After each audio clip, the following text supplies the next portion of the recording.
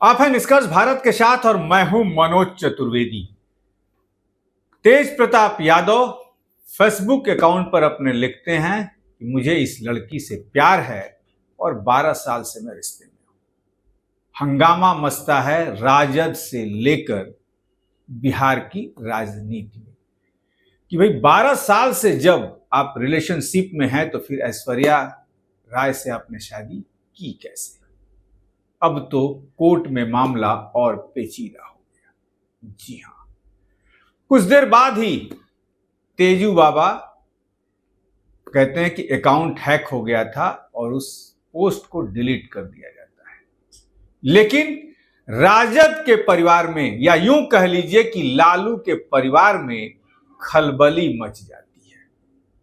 जी हां, तेजस्वी यादव कुछ देर बाद बाहर निकलते हैं और कहते हैं कि सुप्रीमो ने जो फैसला ले लिया है वो बदल नहीं सकता, यानी कि 6 साल के लिए पार्टी से निष्कासित कर देना और प्रॉपर्टी से बेदखल कर देना। जी हां, पहले तेजस्वी यादव को सुनवा दें। जहाँ तक मेरे बड़े भाई की बात है, राजनीतिक जीवन में निजी जीवन भी अलग होता है,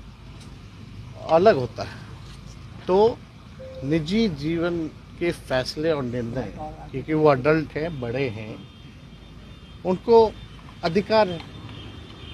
वो अपना निर्णय, क्या उनका सही होगा, क्या नुकसान होगा, ये अपना निर्णय वो खुद लें। और राष्ट्रीय अध्यक्ष जी दल के नेता हैं, उन्होंने अपने ट्वीट के माध्यम से स्पष्ट कर दिया है, जो उनकी भावनाएं थी उन्होंने स्पष्ट कर दिया है। तो अब जो है राष्ट्रीय अध्यक्ष जी ने कहा है और हमने अपनी भावनाओं को भी आप लोगों के सामने रखा है।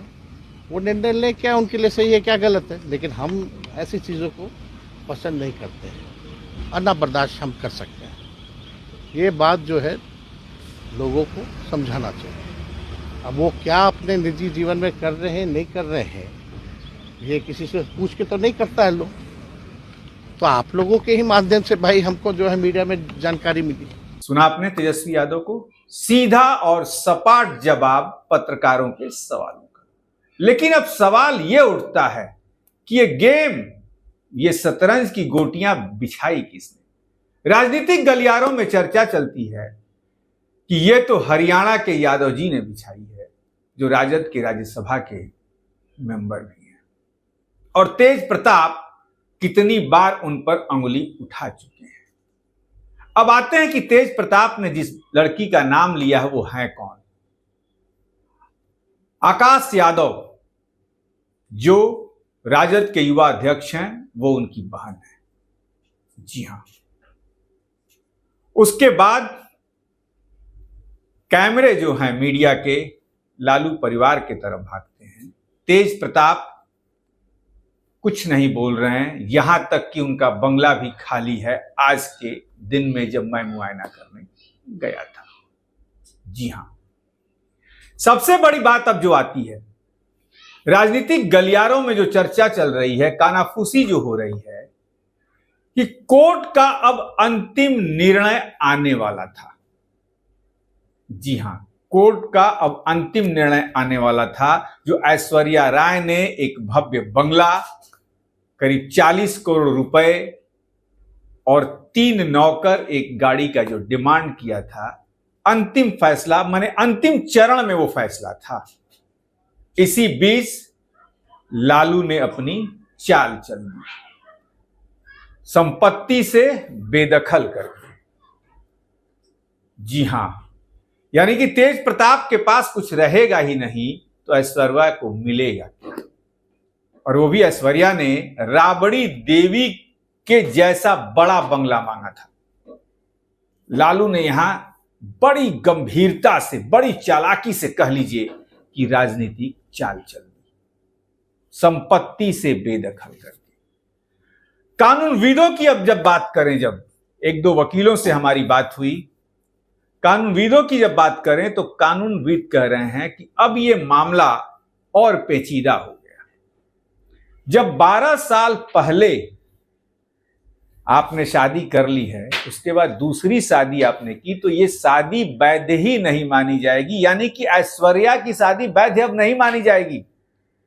यदि जो शादी के बारे में तेज प्रताप या यूं कह लीजिए तेजू भैया कह रहे हैं कि 12 साल वो पहले हुई है, उस शादी का कहीं रिकॉर्ड होगा, यदि कोर्ट मैरिज हुई होगी या आर्य समाज के मंदिर में हुआ होगा, उसके फोटोग्राफ्स जो आ रहे हैं सोशल मीडिया पे वायरल भी हो रहे हैं, तो ऐश्वर्या राय वाली शादी वैध नहीं मानी जाएगी और उसमें अब तेज प्रताप पर कानूनी प्रक्रिया शुरू हो जाएगी। जी हां, तेज प्रताप के तरफ से कोई बयान नहीं आ रहा है, लेकिन मामला बड़ा गंभीर है।